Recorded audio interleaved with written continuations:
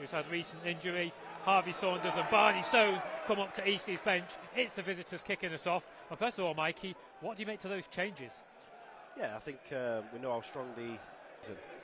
Brooks has got a lot of space to cross that one in. It's a shame that it was closer to the goalkeeper Townsend than anyone else. He bowls it out quickly for Effiong, tries to connect it with Blair, who's got a lot of running here and he'll get there before Hunt. Blair takes it into the box here and might have a crack at goal. Hunt comes back and covers. He was the underdog, so he did well. Yeah, we just switched. Who at the moment is a bit deeper for the Minster men. Tries a little clever hook to Pearson. It's a very clever one. Pearson down the right and he smashes that at goal. Well, there was a lot of venom on it, but it hits the netting over the crossbar. So many different options in those positions. Greg Ollie on the bench today. This one's cleared at the back by Pierre up towards Cousins. Strong challenge is okay from Boateng. And then it's hit long and he's going to remain onside here. Blair's going to bear down on the goalkeeper if he can. Brooks tries to get across him, but Blair has made it 1-0 to Eastleigh. That is a hammer blow for the Minster men. It's the roar of the Spitfires that echoes around the arena. City are one down.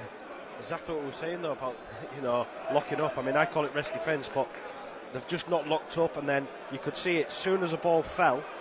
Who was it who played the ball? Was it Pierre? So it's fallen to Pierre, and you can see Blair's already set off, and they were all ball watching, and he's just sort of volleyed the ball forward, and Blair was in. And to be fair, Brooks was chasing him. It was a difficult finish. Points clear of Braintree in that drop zone. York City, though, have other ideas. Hunt from a long way out. Thought it was worth a pot shot, and probably was, because it's resulted in another set piece, another corner. If we could make things happen from these. Yeah, they were just trying to police. Eventually. It's a melee in the area. Oh, and a little back heel to flick it on, and it's tapped in by Kitching from a yard out. York City are back level. Yeah, that was good. Again, it was good. I don't know if they've rehearsed that, but like King sort of kept it low. But Pearce, because he's so bright, he just sort of flicks it with the inside of the foot, which then goes to the back post, and Kitchen comes off his mark. And set piece is maybe not working as we wanted.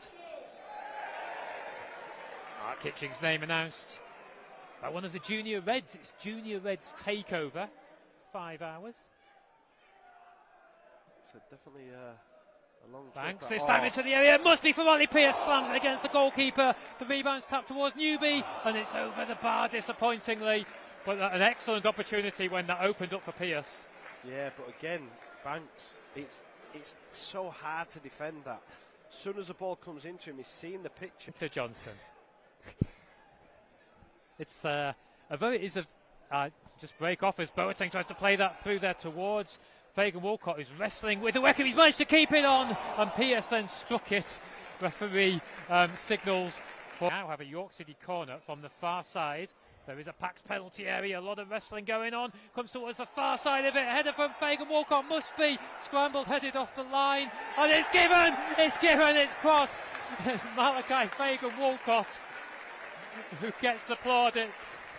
Eastleigh 1. Mikey Morton is going wild alongside us.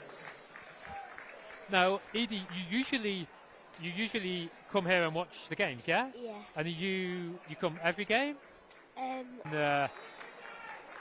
Quite a few this season where it's been a lot of goals home and away, yeah? Yeah. Junior Reds is 28 appearances for them. Can't get in our team at the moment. Another ball for Pearce, edge of the box. Brings in Banks, he might try another shot from the edge of the area. And some people cheered as it crashes into the... Headed away by Eastleigh, picked up Fagan Walcott Newby. Trying to dance his way around his man. He's gained a couple of yards and then knocks it in right across the face. Brooks comes sliding in and it's out for a goal kick. And on that note, we have the half-time whistle. It's been a roller coaster of a first half, as often for York City, but the Minster men are in the ascendancy. Holly and Victoria and everyone at Forge. Oh, wonderful. And that's the school you go to, yeah? Yeah. And do they know that you're commentating today? Yeah. Oh, brilliant. Who's your favourite player? Greg Ollie. Here comes King in early doors in the second half for York City. He whips that across the area, and Townsend just caught it after the bounce. Have you enjoyed it? Yeah. Oh, that's brilliant. And I know that you think you might want to be a commentator in future.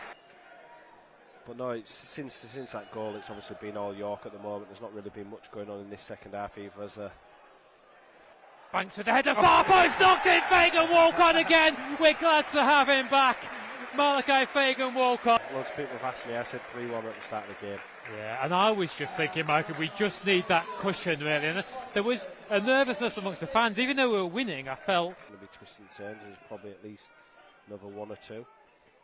I think York, after the defeat, just bouncing back with a win shows the mentality within the team. Talking of twists and turns, it was a good one by Lundstram there, and he followed it up with a delivery from the edge of the area, close to Harrison Mayle, fortunately for York. There, when you're looking at each individual, I think if Eastleigh stick with this plan, I think they'll be all right. This one bounces and is hooked down there. Pierre caught it well, but it just cannons off a York City defender, and in fact, I suppose maybe could have caught it better. Aaron Pierre, who's stayed up there. He's come up with some late goals for them recently, and they've still got a chance here, bundling their way into the box. Substitute Tabor, Mayo comes out and claims. Eastleigh, and showing that we do have to keep alert. Here he is again, chests this one off to the run of Saunders, who's also fresh legs. Saunders, edge of a D, tried to slip it back, and there's the shot this time from Blair. Again, it's at Harrison Mayle, as quite a few of their efforts have been. Yeah, that was a good attack. That it was Pierre played it into the forward. I don't know. He's allowed to cut right the way through 2/3 of the pitch there, and then the outside of the boot to Pierce. Options in the area, including Hewitt, and now Boateng. Oh, only the keeper denies him at the near post. Yeah, really good from Gray there. Gray picked it up deep, and the space just opened up, and he just kept going. I think it was the left back who was chasing him all the way, but strategy in terms of what he is sometimes. This one's for Hewitt to chase. Pierre with the clearance.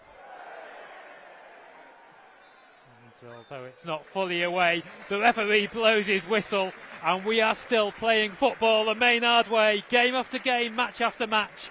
These lads are writing themselves into the club's history, and only Rochdale are spoiling this afternoon, really. At the LNER, it's been victory after victory after victory. This afternoon, it's finished. York City 3, Eastleigh 1.